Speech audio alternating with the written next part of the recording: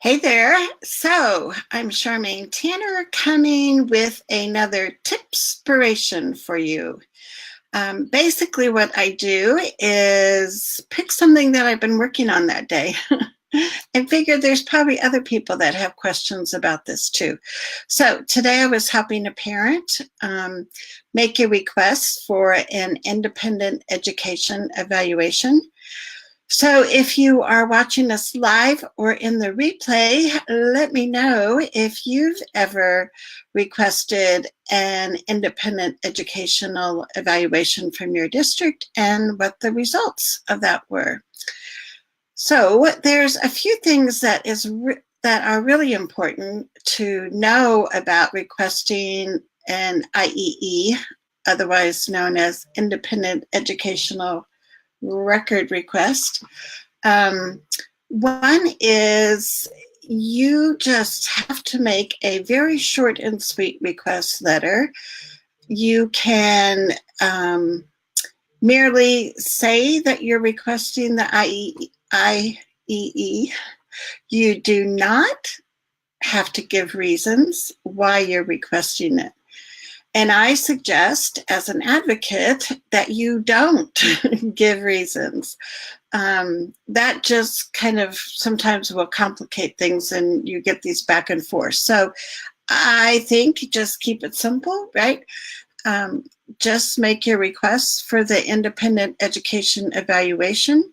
If the district emails you back and asks for your reasons, you can say, my understanding of the IDEA regulations is you can ask, but I have no obligation to give you the reasons. So the other thing that is really important for parents to know about IEEs is the district only has two choices to give you once you've made that request. First choice is they accept your request and they say that they will pay for the independent educational evaluation. Their second choice is to say no. They don't think there's a reason to pay for an independent educational evaluation. However, if they say no, then they are obligated to file for a due process hearing, and that would be a matter for then the hearing officer to hear whether or not the district's evaluation was sufficient, was identified all the areas of suspected disability. There are more districts that are starting to say no to independent educational evaluations and kind of, I don't know if it's what the right word is, if they're trying to like pretend that they're going to take you to due process, and maybe they won't really take you to due process, but you don't know that, right? So you have to consider their response. The law does not say how many days they have to get back to you after you've requested it. It's I think it's some phrase like, it's not reasonable time, but it's like with unnecessary delay, they need to get back with you. So you should expect a response within a few days. And I see we have some live viewers, so say hi. Let me know if you have any questions. One of the things that I was curious about is if you've ever requested an IEE, an independent evaluation, and what your results were.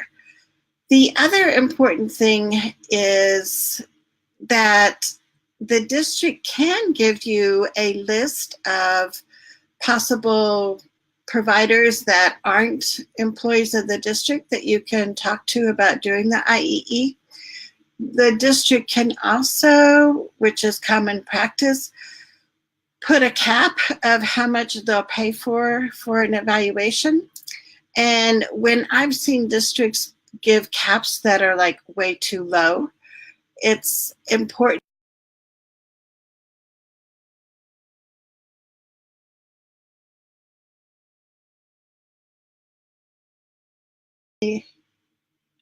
I'm back. So we were talking about, yes, if they put a cap on how much they'll pay for that evaluation. You can call around to, neuropsychologists, speech language therapists, whoever you're looking at doing the independent evaluation, and ask what their normal fee is to do an evaluation. And if you're finding that the going rate is much higher than what the district is offering, then that's something that you can negotiate with the district. The other thing is the district will also give you criteria for the professionals that are going to do the independent evaluation and what kind of credentials they need. So it can't just be your best friend who's a special ed teacher giving a test that you really need a license for, a school psychologist or a clinical psychologist. So you've got to pick people that have the appropriate credentials for the kind of evaluations they're going to be giving. And I see Erica here. Hey, Erica. Nice to see you. So the other thing is, once you get the independent education evaluation, and it just seems, this window seems weird to me. Sorry. Once you get the independent education evaluation, one of kind of the downsides is that they only have to consider the independent education evaluation. And so the whole word or the whole term of consider is up to interpretation. I think generally school districts do accept findings from independent evaluations. Whether or not they're going to, include all of that in the IEP is something for the team to talk about. A lot of times I've worked with parents and we've been successful with getting the if not just the summary of the independent evaluation, but sometimes the whole evaluation document inserted into the IEP. So that's something that you can also talk with the team about. I don't really like having things attached to IEPs because so many times those attachments can get lost. So I would rather have them copy and paste things and embed it in the IEP instead of saying, oh, we'll make sure that we attach this. So that is my short and sweet Tipspiration today about independent education evaluations. I also have another video I recorded a while ago that's on my YouTube channel. And so I can put that link in here also. But this is Friday. I hope you are celebrating some wonderful positive things that have happened for your child this week. And you have lots of time for family time and also time for yourself this weekend. So until we see you again, take care and we shall be back.